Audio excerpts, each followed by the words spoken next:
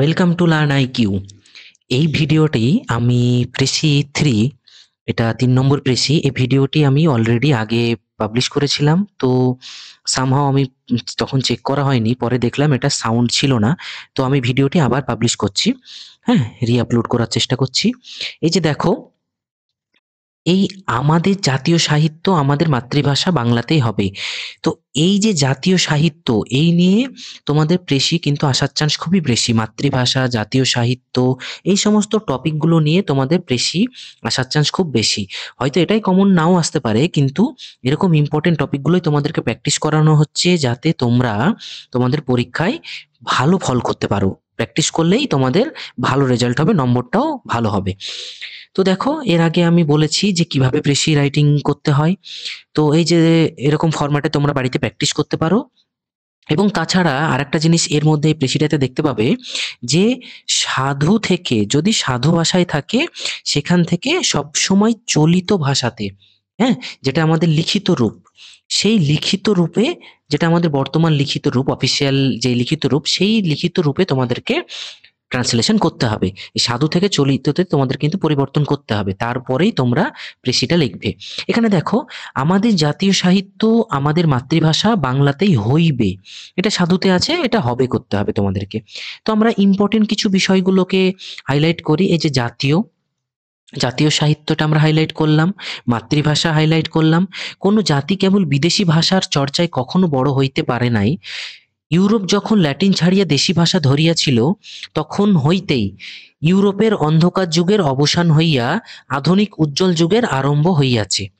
যেদিন England Norman French ত্যাগ করিয়া তাহার একসময় ঘৃণিত স্যাক্সন ভাষাকে বরণ করিয়া লইল, আচ্ছা, এটা লইল হবে না, রইল, বরণ করিয়া লইলো, আচ্ছা আচ্ছা, ঠিকই আছে, লইলো, ঠিকই আছে।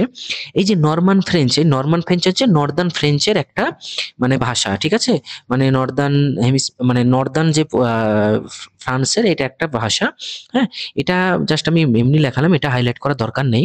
তো এই স্যাক্সন ভাষাটাকেও জার্মানি 800 শতাব্দীর এই ভাষাটাকে স্যাক্সন স্যাক্সন ল্যাঙ্গুয়েজ বলা হয়। তো এইখানে দেখো, বিদেশি ভাষা, এই ছাড়িয়া দেশি ভাষা ধরিয়াছিল কোথায়, হ্যাঁ, এই বিদেশি ভাষাটাকেও তোমরা হাইলাইট করবে। সেই দিন ইংল্যান্ডে জাতীয় জীবনের তথা উন্নতির সূত্রপাত হইল, যখন হইতে জার্মানি ফরাসি ভাষার মোহপাশ কাটিয়া তাহার মাতৃভাষাকে পূজার স্থান দিল। মানে যখন থেকে সেই জার্মানি ফরাসি ভাষার মোহপাশ কাটিয়ে মাতৃভাষাকে স্থান দিল, হ্যাঁ, তো তখন থেকেই জার্মানির জাতীয় জীবনের উন্নতি হইল। ঠিক আছে? তাহলে মাতৃভাষার স্থান কতটা গুরুত্বপূর্ণ সেটা আমরা এটাতে বুঝতে পারছি।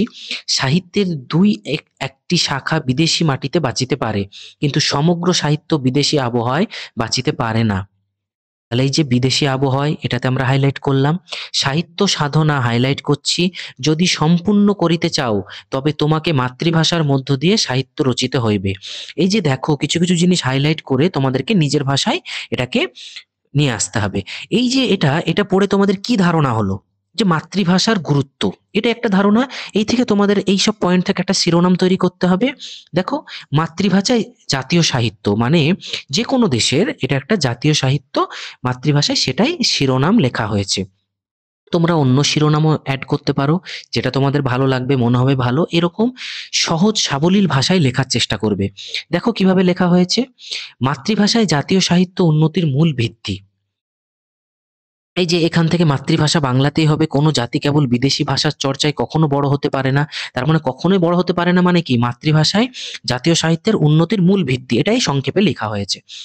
বিদেশি ভাষায় নির্ভরশীলতা জাতিকে স্বকীয়তা অগ্রগতিতে বাধা দেয়। এই যে মানে স্বয়ংসম্পন্ন বা অগ্রগতিতে এই বিদেশি ভাষা বাধা দেয়। নিজের মাতৃভাষাকে আমরা বর্জন করে যদি আমরা বাংলাকে, যেমন সাপোজ আমাদের বাংলা বা আমাদের যেই রিজিয়নের ভাষা, মাতৃভাষাকে বর্জন করে আমরা যদি হিন্দি বা ইংরাজি বা সেই সমস্ত জিনিসগুলো অ্যাকসেপ্ট করে সেগুলোকেই নিয়ে যদি আমরা চর্চা করি, তাহলে আমাদের দেশীয় সাহিত্য কখনো উন্নতি লাভ করবে না। এবং দেশীয় সাহিত্য মিলেই কিন্তু এই জাতীয় সাহিত্যের একটা মূল্যবোধ তৈরি হয়। ঠিক আছে? যেরকম দেখো, ইউরোপ, ইংল্যান্ড ও জার্মানির উত্থান মাতৃভাষার মর্যাদার ফল। মানে ইউরোপ, ইংল্যান্ড ও জার্মানি এই ৩ টে হচ্ছে উন্নত কান্ট্রি হিসেবে ধরা হয়। তো এই ৩ টে কান্ট্রিতে কি হয়, এত উত্থান হয়েছে মাতৃভাষার মর্যাদার ফলে। স্বাভাবিক বিষয়, তুমি নর্থ কোরিয়াতে যাও, নর্থ কোরিয়ান ল্যাঙ্গুয়েজই পাবে। চায়নাতে যাও, চায়নায় চীনা ল্যাঙ্গুয়েজই পাবে। রাশিয়াতে রাশিয়ান ল্যাঙ্গুয়েজই পাবে। ঠিক আছে? তো এই মাতৃভাষাকে ওরা কিন্তু গুরুত্ব দিয়েছে। আমাদের এত বৈচিত্র্যের মধ্যে যে ঐক্য, সেখানেই কিন্তু সমস্যাটা হয়ে দাঁড়ায়। হ্যাঁ? তার মধ্যে অনেক সমস্যা আছেই। পলিটিক্যাল অনেক ইস্যু আছে, সেগুলো থাক, নাই বা বললাম। তাই পূর্ণ সাহিত্য চর্চা ও জাতীয় জাগরণের জন্যই মাতৃভাষাকে প্রধান স্থান দিতে হবে। তো এইভাবে দেখো সাবলীলভাবে লেখার চেষ্টা করা হয়েছে। বর্তমান এই সময়ে তোমাদের কোনো না কোনো এক্সামে এই জাতীয় সাহিত্য, মাতৃভাষা, বাংলা ভাষা এই নিয়ে প্রতিবেদন কিংবা এই প্রেসি বা যাই বলো, লেটার রাইটিং, এইসব নিয়ে কিন্তু তোমাদের প্রশ্ন আসবেই আসবে, দেখতে পাবে তোমরা। ঠিক আছে? তো এই টপিকটি তোমাদের WBCS, miscellaneous, PSC clerkship main, WBPSI, Kolkata police SI, এই সমস্ত পরীক্ষার ধাঁচেই তৈরি করা হয়েছে।